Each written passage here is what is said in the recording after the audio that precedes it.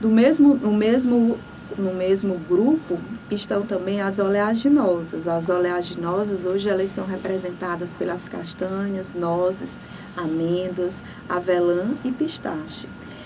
As oleaginosas, o principal nutriente delas são as gorduras, certo? Só que são as gorduras insaturadas, gorduras benéficas para o nosso organismo, especialmente os ácidos graxos ômega 3 e ômega 6. Mas também são fontes de fibras e alguns minerais.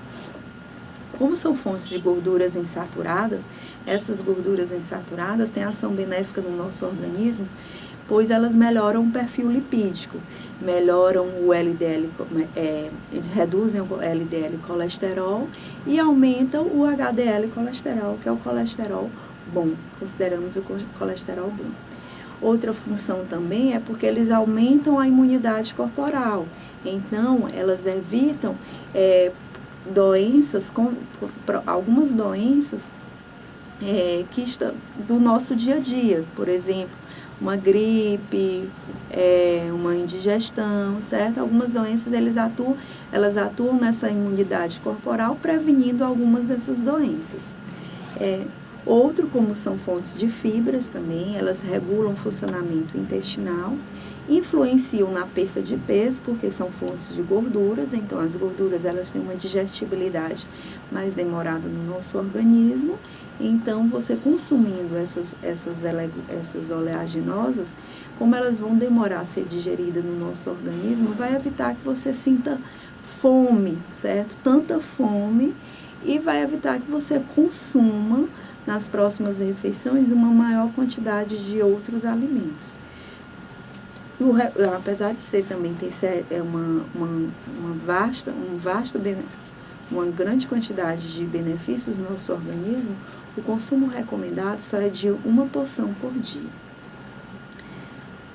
Depois do grupo das leguminosas, no próximo nível da pirâmide, a gente temos o grupo das carnes e ovos, certo? Que aqui inclui as carnes bovinas, suínas, aves, peixes e os próprios ovos. Esse grupo são fontes de proteína animal, diferentemente dos legumes e verduras, que são fontes de proteína vegetal. O grupo das carnes e ovos são fontes de proteína animal, minerais, mas também contém alguns minerais e vitaminas. A desvantagem desse grupo das carnes e ovos, porque eles são boas fontes de gorduras saturadas e colesterol, que se não houver um consumo adequado, se não tivermos um consumo adequado, eles podem trazer consequências danosas ao nosso organismo, como o aparecimento de doenças cardiovasculares, colesterol, dislipidemias, certo? E isso pode estar desencadeando outras doenças, tais como a hipertensão. A carne vermelha, ela é uma boa fonte de gordura saturada, mas ela também é uma boa fonte de ferro, que atua na prevenção da anemia. E o ferro contido na carne vermelha, ele é melhor absorvido do que o ferro contido no feijão. O ferro que é contido na carne vermelha, nós chamamos eles de ferro M, certo? Porque ele é um ferro melhor absorvido pelo nosso organismo. O contrário do ferro contido no feijão, que consideramos de ferro não M, porque ele não é tão absorvido pelo nosso organismo, e para ser absorvido, ele precisa da ajuda de outro nutriente, como por exemplo a vitamina C. Mas voltando para o grupo das carnes e ovos. A carne vermelha, como já falei, é boa fonte de ferro, então ela deve fazer parte do nosso consumo habitual, especialmente em 2 grandes refeições, tá certo? Porque são boas fontes de ferro. Preferir as carnes magras, porque as carnes gordas são fontes de gorduras saturadas, e as vísceras, como fígado, coração, rins, são boas fontes de colesterol. Então, devemos ter um consumo adequado, certo? Nada de exageros, porque os exageros desses alimentos podem estar desencadeando algumas patologias ao nosso organismo. Os peixes, por exemplo, como vocês estão observando aí, é representado pelos tanto peixe de água doce como peixe de água salgada. Aí aqui eu destaco o salmão, o atum, cavala, sardinha e o arrenque, são ricos num mineral, no ômega 3. No mineral não, desculpa, são ricos numa gordura, no ômega 3, certo? Que é uma gordura insaturada que faz bem à saúde. Atua, por exemplo, na prevenção de doenças cardiovasculares. O consumo adequado, o consumo recomendado do grupo das carnes e ovos é uma porção ao dia. Depois do grupo das carnes e ovos, segue-se o grupo dos laticínios, representado pelos leites, iogurtes, coalhadas e queijos. Esse grupo são ricos em proteínas e alguns minerais, certo? Proteína de origem animal. Destaca-se aqui os minerais, o cálcio e o fósforo, que atuam na formação e no fortalecimento dos ossos e dentes. E o consumo recomendado deste grupo é de até 3 porções por dia. Então, a gente privilegia essas porções para serem consumidas no de jejum e nos lanches. No ápice da pirâmide, nós temos 2 grupos, do açúcares e doces e dos óleos e gorduras. Os açúcares e doces é um grupo que nós devemos ter uma preocupação no sentido do seu consumo. O consumo exagerado desse grupo, ele traz consequências danosas, mas também o nosso organismo tem necessidade dos nutrientes que contém esse grupo. Os açúcares e doces, eles são fontes de carboidratos, mas são carboidratos simples. São carboidratos que eles são melhor digeridos pelo nosso organismo quando comparados aos carboidratos complexos que estão presentes nos legumes, verduras e frutas. Os carboidratos simples, como eles são melhor digeridos pelo nosso organismo, eles são metabolizados e eles podem ser transformados em gorduras. E a gordura em excesso no nosso organismo pode estar desencadeando, por exemplo, a obesidade e, como consequência da obesidade, outras patologias. A função única desse grupo no nosso organismo é fornecer energia. Por isso, são considerados alimentos muito calóricos. E essa energia fornecida, como são fontes de carboidratos simples, ela é melhor, e os carboidratos simples são mais facilmente degradados e metabolizados no nosso organismo, essa energia, se ela não for gasta, ela é armazenada na forma de tecido adiposo. Gasta em que sentido? Na prática de atividade física, de prática regular de atividade física.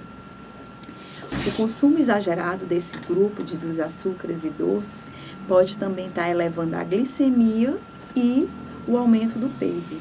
Nesse sentido, por isso recomenda-se o consumo de apenas uma porção por dia. E nesse grupo aqui estão incluindo todos os tipos de açúcares, o açúcar cristal, o açúcar light, o açúcar demerara, o açúcar mascavo e todos os tipos de doces, certo? Os doces caseiros, doces industrializados, bolachas, balas, bombons. Todos esses alimentos citados fazem parte do grupo dos açúcares e doces que devemos consumir com moderação.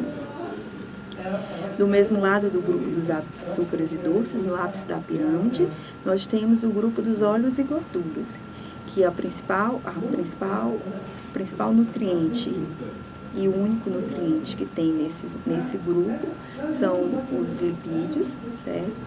Como são fontes de lipídios, isto é, são fontes de gordura, eles são alimentos muito calóricos, por isso eles devem ser consumidos em moderação. E existe a diferença entre os óleos e gorduras quanto ao seu estado físico.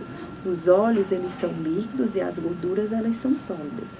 Então, como exemplos de óleos, a gente tem todos os tipos de óleos vegetais, óleo de canola, óleo de algodão, girassol, azeite de oliva. E dentro do grupo das gorduras, a gente tem todos os alimentos sólidos, as margarinas, creme vegetal, a manteiga. Esses são os alimentos que compõem o grupo das gorduras. Os óleos e gorduras, o grupo dos óleos e gorduras são fontes de gorduras saturadas e colesterol, certo? É a manteiga, a margarina, o requeijão, que são alimentos de origem animal, que quando consumidos em excessos, eles acarretam prejuízos ao nosso organismo. Por exemplo, eles podem estar formando placas de gordura nas nossas veias e isso pode estar comprometendo o fluxo sanguíneo para o nosso coração. E isso pode estar desencadeando, por exemplo, problemas cardiovasculares. Certo? O contrário, os óleos vegetais, eles são boas fontes de gorduras insaturadas, que são gorduras que trazem benefícios ao nosso organismo quando ingeridas com moderação também. Elas podem estar reduzindo o colesterol ruim, o LDL colesterol, e melhorando os níveis do HDL colesterol. No entanto, o consumo ele deve ser moderado, porque o consumo em excesso ele pode estar trazendo consequências danosas e o ideal é que essas gorduras elas não sejam aquecidas, isto é, elas não devem ser evitadas, não devem ser consumidas na forma de frituras, porque a partir do momento que esses óleos eles são aquecidos, eles deixam de ser uma gordura insaturada, passam a ser uma gordura saturada, e como gordura saturada, elas trazem consequências danosas para o nosso organismo. Então, assim, fechamos a pirâmide alimentar, certo? Essa pirâmide alimentar, ela é válida para todas as fases da nossa vida. A diferença é que na fase da infância e adolescência, por exemplo, as porções são diferentes. E na fase na fase de adultos e idosos, então as porções, a recomendação das porções também são diferentes. Mas de uma forma geral, o que é que essa imagem da pirâmide nos traz? Que todos os alimentos, eles devem ser consumidos, todos os alimentos que estão na pirâmide devem ser consumidos, nas quantidades que tem lá, nas porções indicadas, porque em excesso ou em falta, eles podem desencadear, por exemplo, uma obesidade. E na falta, por exemplo, eles podem desencadear algumas deficiências nutricionais. Os alimentos, a forma de apresentação dos alimentos, o alimento ele deve ser sempre nutritivo, saboroso e agradável ao paladar. A nossa alimentação, reforçando, a nossa alimentação, ela deve conter todos esses alimentos da pirâmide, mas devemos também ingerir bastante líquidos, certo? Para estar melhorando, por exemplo, a digestibilidade, a função das fibras do nosso organismo, certo? Devemos manter o nosso peso saudável com a prática regular de atividade física e devemos consumir moderadamente sal. Então, uma alimentação saudável e equilibrada, certo? Associada a uma prática regular de atividade física, é necessária para o indivíduo ter uma melhor qualidade de vida. Eu espero que vocês tenham aproveitado a aula, participem dos fóruns que tem na plataforma, respondam as atividades que contém lá e estaremos de novo juntos nas próximas unidades.